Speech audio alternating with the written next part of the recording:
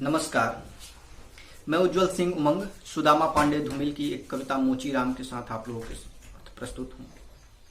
आइए, मैं सबसे पहले आप सभी का साहित्य गंगा के इस YouTube चैनल में आप लोगों का हार्दिक अभिनंदन और स्वागत करता हूँ।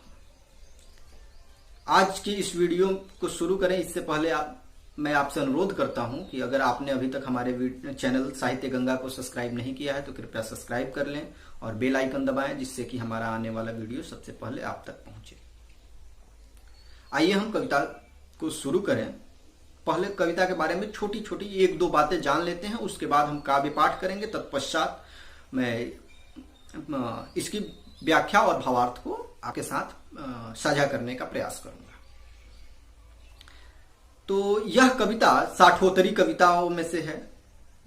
जैसा कि हम सभी जानते हैं, यह कविता 67 के आसपास की लिखी गई है। 64 में लिखना शुरू हुआ और 67 में संभवतः इसको पूरा करते हैं धूमिल, जब यह छपने के लिए जाती है कविता। यह साठोत्तरी पीढ़ी की कविता होने के बावजूद साठोत्तरी पीढ़ी की जो कविताएं हैं उससे यह अलग है। मसलन कि होता यह है कि इसमें साठोत्तरी पीढ़ी की तरह मुहावरेदार शब्दों का प्रयोग नहीं है। इसमें आम बोलचाल की भाषाओं में प्रयुक्त शब्दों का सहज प्रयोग है। इस कविता को पढ़ते हुए सहज रूप से मुक्तिबोध के अंधेरे में कविता की याद आती है और कहीं ना कहीं दोनों एक दूसरे से मिलती हुई कविताएं हैं। दोनों अपनी आत्म चेतना और जो वर्ग चेतना है उससे कहीं ना कहीं दोनों प्रभावित है। अगर हम धूमिल की बात करें तो धूमिल की 3 कविताएं जो लंबी कविताएं हैं वह हमेशा से चर्चा में रही हैं, जिसमें पटकथा, भाषा की रात और मोचीराम। आज हम मोचीराम कविता पे आपसे बातचीत करेंगे। इस कविता के बारे में शुरू करें इससे पहले मैं इस कविता का एक बार काव्य पाठ आप लोगों के साथ कर लेता हूं, उसके बाद मैं कविता को शुरू करूंगा। रापी से उठी हुई आंखों ने मुझे, रापी से उठी हुई आंखों ने मुझे क्षण भर टटोला और फिर जैसे पतियाए हुए स्वर में वह हंसते हुए बोला, बाबूजी सच कहूं, बाबूजी सच कहूं तो मेरे लिए न कोई, मेरी निगाह में न कोई छोटा है न कोई बड़ा है। बाबूजी सच कहूं तो मेरी निगाह में न कोई छोटा है न कोई बड़ा है। मेरे लिए हर आदमी एक जोड़ी जूता है जो मेरे सामने मरम्मत के लिए खड़ा है। और असल बात तो यह है, और असल बात तो यह है कि चाहे वह जैसा हो, कि चाहे जैसा हो, जो हो, जहां कहीं हो, आजकल वह आदमी जूते की नाप से बाहर नहीं है। और असल बात तो यह है कि वह चाहे जो हो, जैसा हो, जहां कहीं हो, आजकल कोई आदमी जूते की नाप से बाहर नहीं है। फिर भी मुझे ख्याल रहता है, फिर भी मुझे ख्याल रहता है कि पेशेवर हाथों और फटे जूतों के बीच कहीं कोई, कि पेशेवर हाथों और फटे जूतों के बीच कहीं ना कहीं एक आदमी है जिस पर टांके पड़ते हैं, जो जूतों से झांकती हुई उंगलियों की चोट छाती पर हथौड़े की तरह सहता है। यहां तरह तरह के जूते आते हैं, यहां तरह तरह के जूते आते हैं और आदमी की अलग अलग नवैयत बतलाते हैं। यहां तरह तरह के जूते आते हैं और आदमी की अलग अलग नवैयत बताते हैं। सबकी अपनी अपनी शक्ल है, सबकी अपनी अपनी शक्ल है, सब अपनी अपनी शैली है। मसलन एक जूता है, मसलन एक जूता है। जूता क्या है? चकतियों की थैली है। इसे एक आदमी पहनता है, जिसे चेचक ने चुग लिया। उस पर उम्मीद की तरह देती हुई हंसी है, जैसे टेलीफोन के खंभों पर, जैसे टेलीफोन के खंभे पर कोई पतंग फंसी है और खड़खड़ा रही है। बाबूजी इस पर पैसा क्यों फूंकते हो? बाबूजी इस पर पैसा क्यों फूंकते हो? मैं कहना चाहता हूं मगर मेरी आवाज लड़खड़ा रही है। मैं महसूस करता हूं भीतर से एक आवाज आती है, कैसे आदमी हो। मैं महसूस करता हूं भीतर से एक आवाज आती है, कैसे आदमी हो, अपनी जाति पर थूकते हो। आप यकीन करें उस समय मैं चकतियों की जगह आंखें टांकता हूं। आप यकीन करें उस समय मैं चकतियों की जगह आंखें टांकता हूं और पेशे में पड़े हुए आदमी को बड़ी मुश्किल से निभाता हूं। एक जूता और है जिससे पैरों को नांग कर एक आदमी निकलता है। एक जूता और है जिसके पैरों को लांघ कर एक आदमी निकलता है सैर को। न वह अक्लमंद है न वह वक्त का पाबंद है, न वह अक्लमंद है न वह वक्त का पाबंद है। उसकी आंखों में लालच है, हाथों में घड़ी है, उसे जाना कहीं नहीं है मगर चेहरे पर बड़ी हड़बड़ी है। उसकी आंखों में लालच है, हाथों में घड़ी है, उसे जाना कहीं नहीं है मगर चेहरे पर हड़बड़ी है। वह कोई बनिया है या बिसाती है मगर रोब ऐसा कि हिटलर का नाती है, मगर रोब ऐसा कि हिटलर का नाती है। इसे बांधो, उसे कट्टो, हिया ठोको, वहां पिट्टो, घिस्सा दो, ऐसा चमकाओ, जूते को ऐना बनाओ। उफ, बड़ी गर्मी है।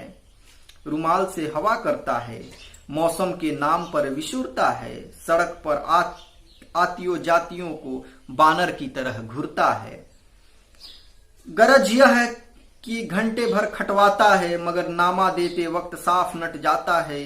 शरीफों को लूटते हो वह गुर्राता है, शरीफों को लूटते हो वह गुर्राता है और कुछ सिक्के फेंक कर आगे बढ़ जाता है। अचानक चिहुक कर सड़क से उछलता है और पटरी पर चढ़ जाता है। अचानक चिहुक कर सड़क से उछलता है और पटरी पर चढ़ जाता है।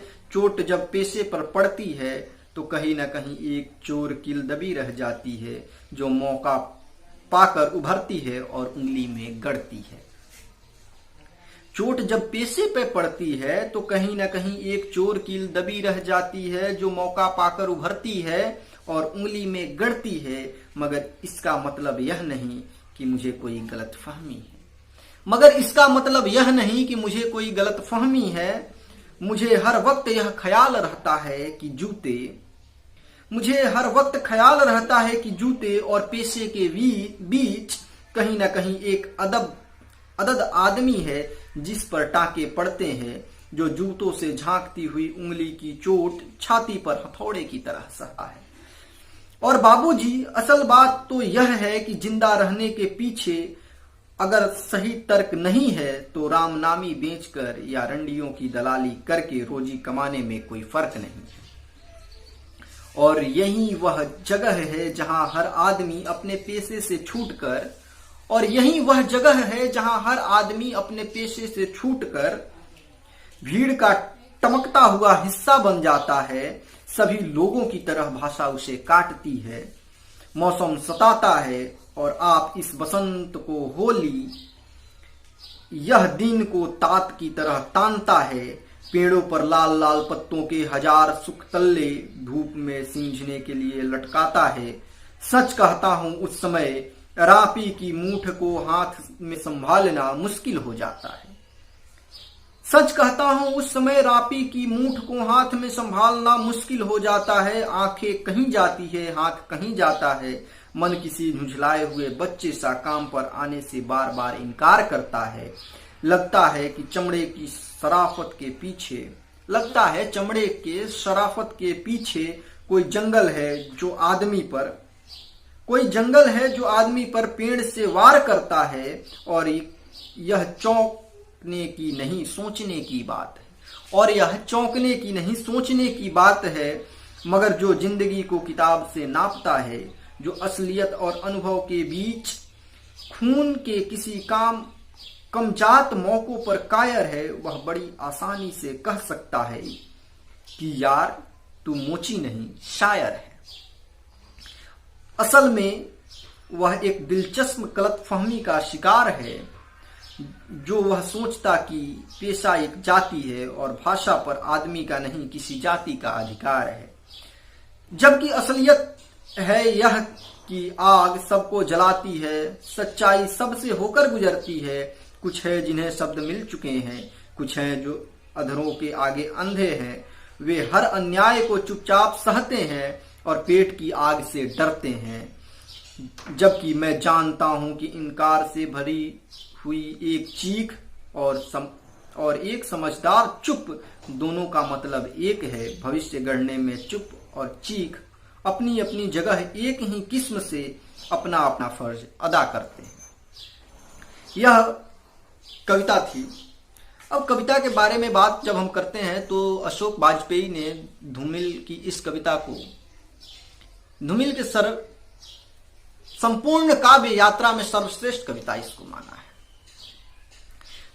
क्योंकि कविता के केंद्र में वाचक मोचीराम है और अपने आसपास की जिंदगियों को समेटे हुए। यह कविता को बिखरने नहीं देता है। कविता बिना किसी भूमिका के बहुत ही नाटकीयता के साथ प्रारंभ होती है, जहां पे कवि कहते हैं कि रापी से उठी हुई आंख ने मोची।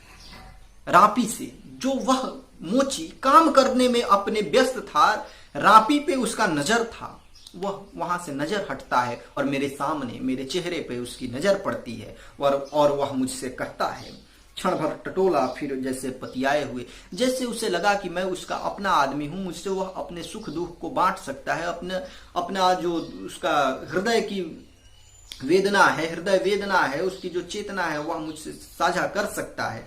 तो वह मुझसे बात करता है और कहता है, वह हंसते हुए बोला, बाबूजी सच कहूं मेरी निगाह में न कोई छोटा है न कोई बड़ा है, हर आदमी एक जोड़ी जूता है जो मेरे सामने मरम्मत के लिए खड़ा है। वह बतलाता है कि चाहे जो भी हो उससे मुझे कोई फर्क नहीं पड़ता, मुझे मेरे अपने काम से मतलब है, मुझे औरों से कोई लेना देना नहीं, मैं अपने आप में मशगूल रहता हूं, मुझे दुनिया से कोई फिक्र नहीं, कौन बड़ा कौन छोटा उससे मुझे कोई लेना देना नहीं, मेरे लिए सभी लोग एक जोड़ी जूते के बराबर हैं, मैं उस जूते से ज्यादा किसी को नहीं समझता, क्योंकि मुझे मेरा पेशा है जूतों को ठीक करना। मोचीराम यहाँ एकदम पेशेवर ढंग से एक अपने आप को प्रस्तुत करता है, जबकि एक मोची धूमिल की कविता पटकथा में भी आता है, जो शरीफ,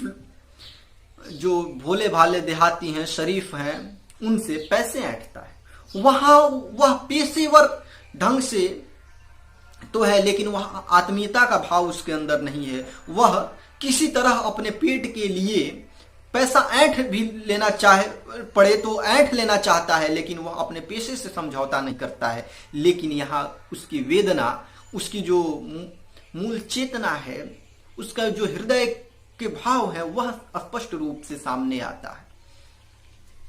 तो आगे बढ़ते हैं।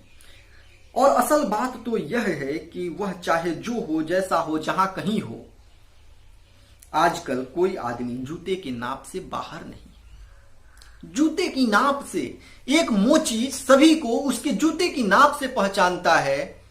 यह जूते की नाप क्या है?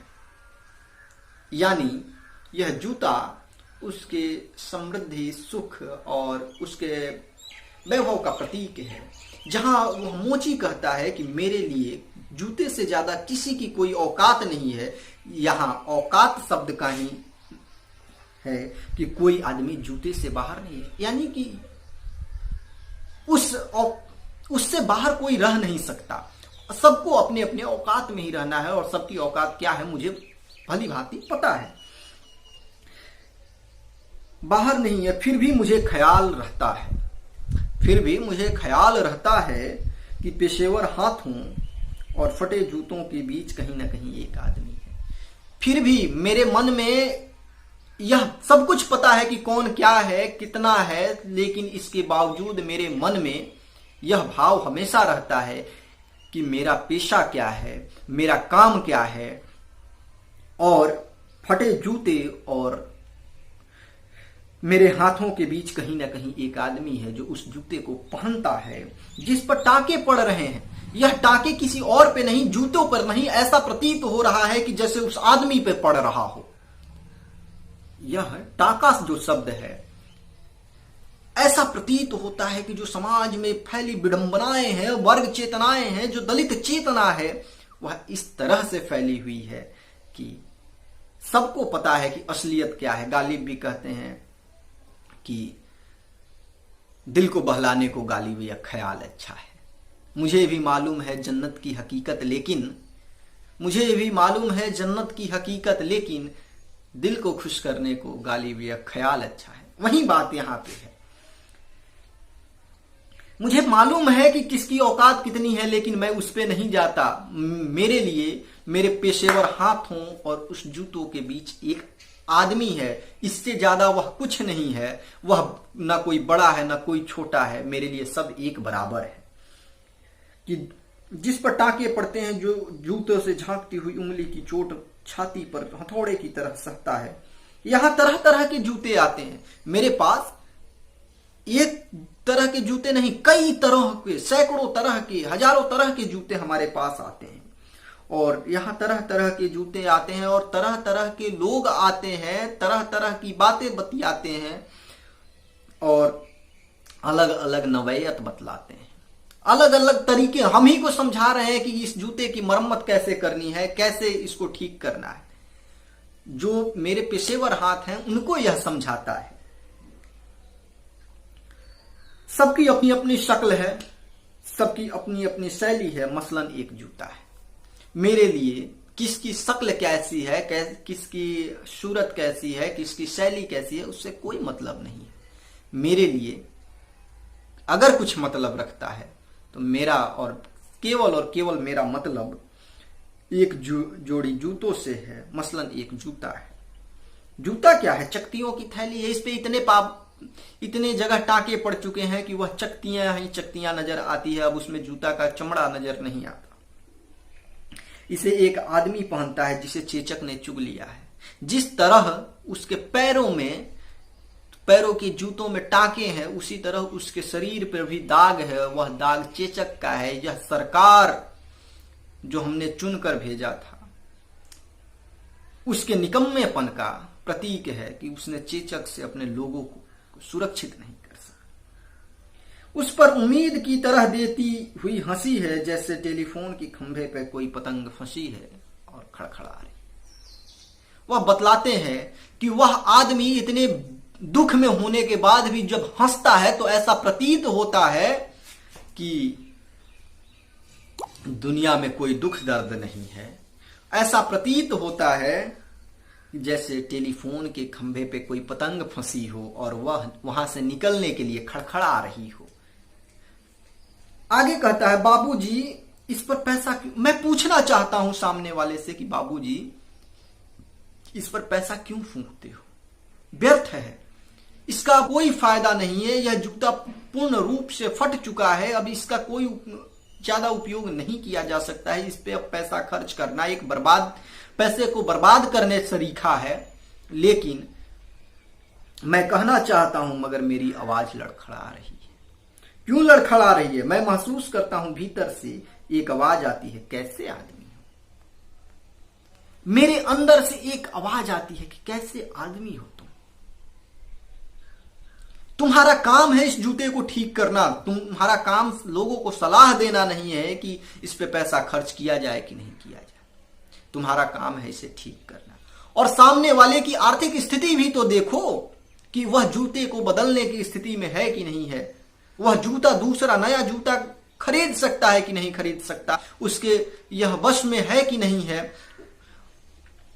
तो एक आवाज आती है, कैसे आदमी हो? अपनी जाति पर थूकते हो, अपने ही लोगों के, अपने ही गरीब तबके के लोगों के, अपने दलित लोगों के, अपना जो वर्ग चेतना है उसको दिखलाता है और कहता है अपने आदमी पे थूकते हो, उसका उपहास करते, तुमको शर्म नहीं आई?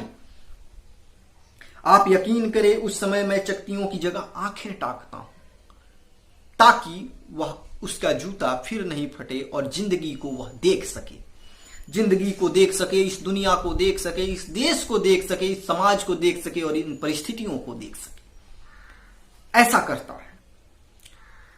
बड़ी मुश्किल से निभाता हूं और पेशे में पड़े हुए आदमी को बड़ी मुश्किल से, किसी भी तरह मन तो नहीं कहता है कि इस जूते पे क्यों पैसा व्यर्थ कराया जाए किसी का, लेकिन उसी समय मेरा जो चेतना है, जो मेरा हृदय है, वह कहता है अपनी जाति के लोगों से उपहास ना करो। सामने वाले के पास शायद हो सकता है कि इस समय वह इस स्थिति में नहीं हो कि वह एक जूता खरीद सके।